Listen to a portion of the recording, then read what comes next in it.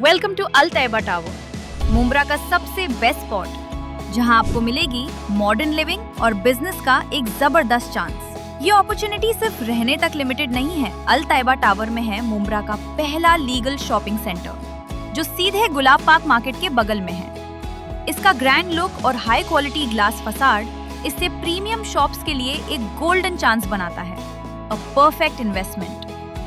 ध्यान रखिए, residential flats available only for 100 elite customers. ये सिर्फ एक फ्लैट नहीं, ये है आपके लिए हाई क्वालिटी स्ट्रक्चर, जहां मिलेगी नेचुरल लाइट और काफी स्पेस। कनेक्टिविटी की बात करें तो क्वीन मैरी स्कूल और रहमानिया हॉस्पिटल सिर्फ 30 सेकेंड्स अवे है। स्कूल और हॉस्पिटल सब कुछ बिल्कुल पास है। यहाँ मिलेगी 24/7 CCTV सिक्योरिटी और एम्पल कार पार्किंग। तो इंतजार कैसा? अपने सिक्योर फ्यूचर, कंफर्टेबल लाइफस्टाइल और स्मार्ट इन्वेस्टमेंट के लिए चूज अल तैयबा टावर। आपकी नई लाइफ यहीं से शुरू होती है। ज्यादा डिटेल्स के लिए हमारी वेबसाइट देखिए या अभी कॉल कीजिए।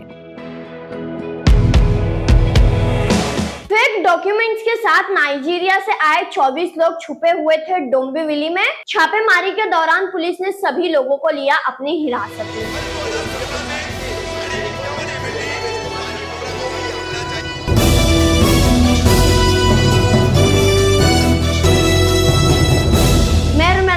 हिंदुस्तानी रिपोर्ट में आपका स्वागत है। डोंबिवली के पलावा परिसर से एक खबर हम आपको बताने जा रहे हैं, जहां फेक डॉक्यूमेंट्स के साथ 24 नाइजीरियन जो है नाइजीरिया से इंडिया आए हुए थे। अब ये लोग जो है थाने डोंबिवली में रुके हुए थे।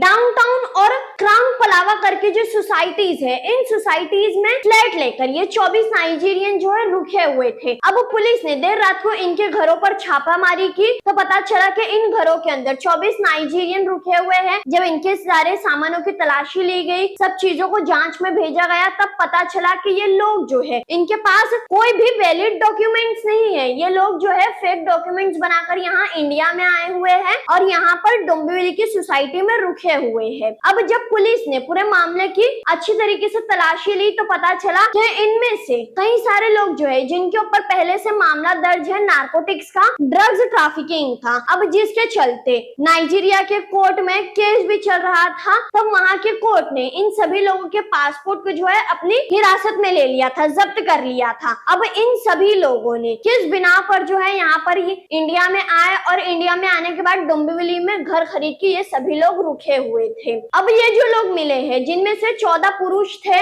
6 महिलाएं थी और 4 बच्चे थे। इन सभी लोगों को हिरासत में लेने के बाद पुलिस ने क्या जानकारी दी है, सुनिए।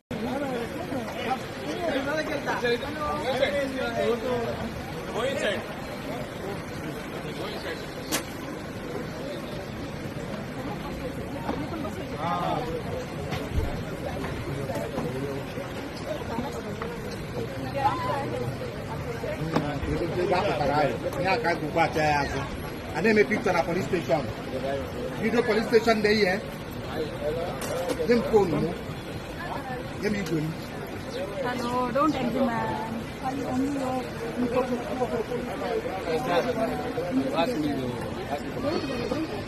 Somebody took my phone. Hey, get on.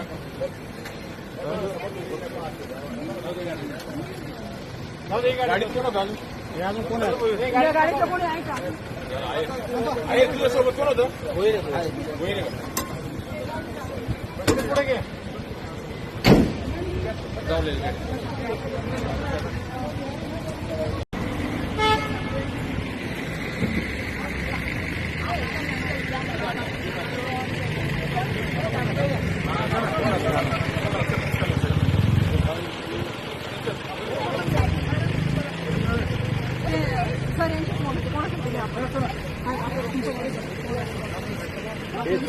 जाऊ दे ना मॅडम, त्या पप्पाला जाऊ दे. चल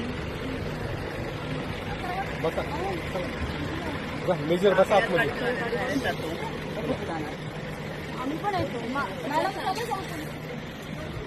लई स्टॉक झाला. मानपाडा पोलीस स्टेशनच्या हद्दीमधली ही कारवाई आहे, सदरची कारवाई.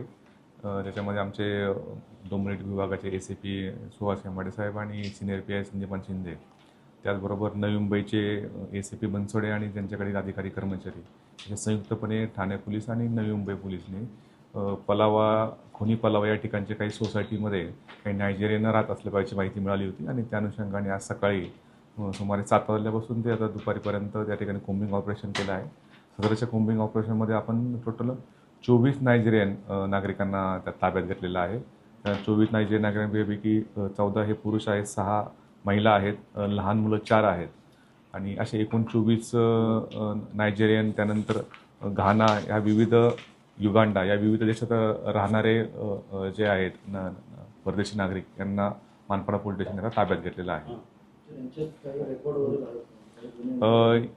या सर्वांची सध्या आता इन्क्वायरी सुरू आहे. त्याच्यामध्ये आता त्यांच्याकडे पासपोर्ट असलेले किंवा पासपोर्ट नसले याच्यापैकीचे जे आम्ही आत्तापर्यंत माहिती मिळाली की त्याच्यामध्ये 7 जणांच्याकडे व्हॅलिड डॉक्युमेंट आहेत आणि त्यानंतर एकूण 8 जणांकडे कोणतेही व्हॅलिड डॉक्युमेंट, त्यामध्ये पासपोर्ट असेल किंवा विजा असेल असे कोणतेही व्हॅलिड डॉक्युमेंट त्यांच्याकडे नाहीत आणि त्यापैकी 9 जणांच्यावरती विविध कोर्टामध्ये केसेस चालू आहेत आणि त्यांचे 9 जणांचे पासपोर्ट जे आहेत ते कोर्टामध्ये जमा आहेत.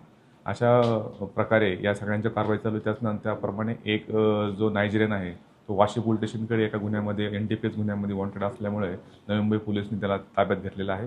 अशा प्रकारे एक या खोनी पलावा भागामध्ये अशा सोसायटीमध्ये असे नायजेरियन नागरिक राहत आहेत.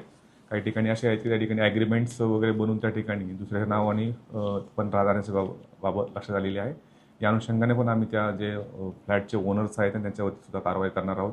यापूर्वी पण आपण बघाल की 2025-26मध्ये सुद्धा खोनी पलावा परिसरामधून नायजेरियन नागरिकांच्यावरती आपण NDPSची पण त्यामध्ये कारवाई केलेली आहे आणि हे सुद्धा जे आरोपी आहे ह्याच्यापैकी 9 जणांच्यावरती पण यापूर्वीची NDPSची गुन्हे दाखल असल्याबाबतची माहिती आमच्यापर्यंत मिळालेली आहे. बरोबर. आता आपण जे सोसायटी जे आहेत खोनी पलावा, डाऊन टाऊन असेल, क्राऊन तळोजा असेल, असे विविध सोसायटीमधले सगळे हे नागरिक जे आहे नायजेरियन नागरिक राहणारे यांना ताब्यात घेण्यात आलेलं आहे. निश्चितपणे या ठिकाणचे जे आपण घर कोणाला भाड्याने देत आहे आणि भाड्यानंतर त्यानंतर त्या घरामध्ये राहणारा व्यक्ती कोण आहे, त्याचं कोणतं रेकॉर्ड्स आहे याबद्दलची वारंवार आपण लोकांना सूचना दिलेल्या आहे आणि त्याच्यावरती त्यांनी पालन केलं अशावरती गुन्हे पण दाखल केलेले आहेत. त्या कारवाईमध्ये पण असे काही जर अनियमित आढळून आल्यास निश्चित त्या संबंधित फ्लॅट ओनर्स असतील किंवा याच्यामध्ये घर पुरवणारे असतील त्यांच्यावरती निश्चितपणे किंवा एजंट्स असतील त्यांच्यावरती सुद्धा कारवाई करण्यात येईल.